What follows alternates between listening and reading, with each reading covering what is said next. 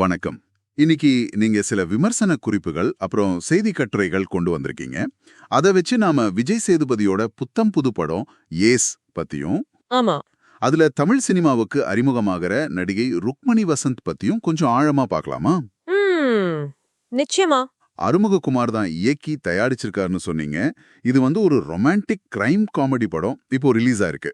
ஆமா, இப்பதான் விஜய் சேதுபதிக்கு இது 51வது படம்னு நினைக்கிறேன். ஓ அப்படியா? கூடவே யோகி பாபுவும் இருக்கார் முக்கிய வேடத்துல. ஆமா, அவரும் இருக்காரு. படம் வெளியான உடனே முதல் பார்வையா வர்ற விமர்சனங்கள் ரொம்ப நல்லா இருக்குன்னு உங்க குறிப்புகள் சொல்லுது. உண்மையாவா? ஆமா, ஆரம்பகட்ட ரிப்போர்ட்ஸ் அப்படிதான் சொல்லுது. அப்போ விஜய் சேதுபதியோட இந்த ஏஸ் படத்தை பத்தி முதல் விமர்சனங்கள் என்ன சொல்லுது? வாங்க தொடர்ந்து பாப்போம். சரி, நீங்க கொடுத்திருக்கிற அந்த தகவல் படி பாத்தீங்கன்னா, இந்த படம் மலேசியால ஒரு புது வாழ்க்கைய ஆரம்பிக்க நினைக்கிற போல்டு கண்ணன், அதாவது விஜய் சேதுபதி, அவரை பத்தின கதை. ஓகே.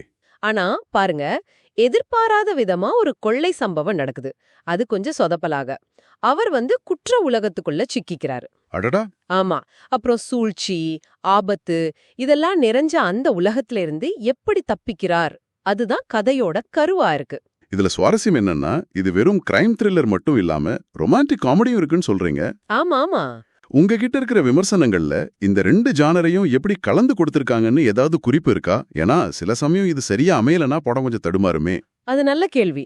ஆரம்பகட்ட தகவல் படி பாத்தீங்கன்னா, படத்தோட நகைச்சுவை காட்சிகளும் அந்த கொள்ளை சம்பவங்களும் அதுதான் படத்தோட பெரிய பலம்னு சொல்றாங்க. குறிப்பா விஜய் சேதுபதி அப்புறம் யோகி பாபு, இவங்க 2 பேரோட கெமிஸ்ட்ரி, அதாவது அவங்க கூட்டணி திரையில நல்ல ஒர்க் அவுட் ஆயிருக்குன்னா பேச்சாடிப்படுது. ஓ, அப்ப காமெடி நல்லா இருக்கு. ஆமா, ஒருவேளை இந்த காமெடி ட்ராக் தான் அந்த கிரைம் கதையோட அழுத்தத்தை குறைக்காம அதே சமயம் படத்தை கொஞ்சம் சுவாரஸ்யமா நகர்த்த உதவுதுன்னு நான் நினைக்கிறேன். சரி சரி. பிரபல விமர்சகர் ரமேஷ் பாலா கூட படத்துக்கு ஒரு 3.5 ஸ்டார் கொடுத்து ஒரு நல்ல காமெடி ஹேஸ்ட் த்ரில்லர் அப்படின்னு சொல்லியிருக்கார். ஓ, ஹேஸ்ட் த்ரில்லர். அப்போ கொள்ளைய மையமா வச்ச ஒரு விறுவிறுப்பான கதைன்னு எடுத்துக்கலாமா? கரெக்ட், அதுதான். அந்த கடைசி 20 நிமிஷம் இருக்கை நுனியில உட்கார வைக்கிற மாதிரி இருக்குன்னு உங்க குறிப்புகள்ல இருக்கு. ஆமா ஆமா, அப்படி ஒரு டாக் இருக்கு. இதுக்கு டெக்னிக்கல் டீமோட பங்களிப்பு எப்படி இருந்திருக்கும்? உதாரணமா சாம் சிஎஸ் பின்னணி இசை பண்ணிருக்காரு. கிரைம் படங்களுக்கு இவரோட இசை எப்பவுமே ஒரு பெரிய பலம் தானே. நிச்சயமா. சாம் சிஎஸோட பின்னணி இசை அந்த எட்ஜ் ஆஃப் தி சீட் அனுபவம்னு சொல்றோமே, அந்த பரபரப்பான கடைசி கட்டத்துக்கு அதுக்கு உயிர் கொடுத்திருக்கோன்னு எதிர்பார்க்கலாம் கண்டிப்பா.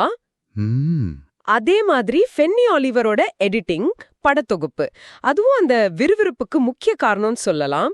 அப்புறம் கரண் பி ராவத்தோட ஒளிப்பதிவு, மலேசிய பின்னணியை எப்படி காட்டியிருக்காங்கிறதும் படத்தோட மூடுக்கு முக்கியமா இருக்கும்.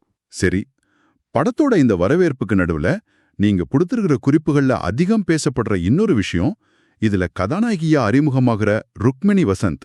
ஆமா, கன்னடத்துல ஏற்கனவே அவங்க பிரபலம். அவங்களோட பின்னணி, அப்புறம் இந்த படத்துல அவங்க கதாபாத்திரம், இது எப்படி முக்கியத்துவம் பெறுது? ஆமா, ருக்மணி வசந்த் கன்னடத்துல சப்த சாகரதாச்சே எல்லோன்னு ஒரு படம் வந்துச்சு. அதுல பெரிய கவனம் ஈர்த்தாங்க. ஓ, அந்த படமா? ஆமா, அந்த படத்துக்காக ஃபிலிம்ஃபேர் கிரிட்டிக்ஸ் விருதும் வாங்குனாங்க. அது மட்டும் இல்ல, அவங்க லண்டன்ல இருக்கிற royal academy of dramatic art, அதாவது ராடா, அங்க நடிப்பு பயிற்சி பெற்றவங்க. ஓ அப்படியா? அது ரொம்ப பெரிய விஷயம் ஆச்சே. ஆமா, அது உலக அளவுல ரொம்ப புகழ்பெற்ற ஒரு நடிப்பு பள்ளி. அங்க பயிற்சி எடுத்ததால அவங்க நடிப்புல ஒரு நுணுக்கமும் ஒரு ஆழமும் இருக்கும்னு எதிர்பார்க்கலாம். ராடா பயிற்சி பெற்ற ஒருத்தர் தமிழ்ல அறிமுகமாகிறது இது கவனிக்க வேண்டிய விஷயம்தான். ஏஸ் படத்துல அவங்க கதாபாத்திரம் ரூக்கு பத்தி விஜய் சேதுபதி ஒரு பேட்டியில சொன்னதா உங்க குறிப்புல இருக்கு. ஆமா.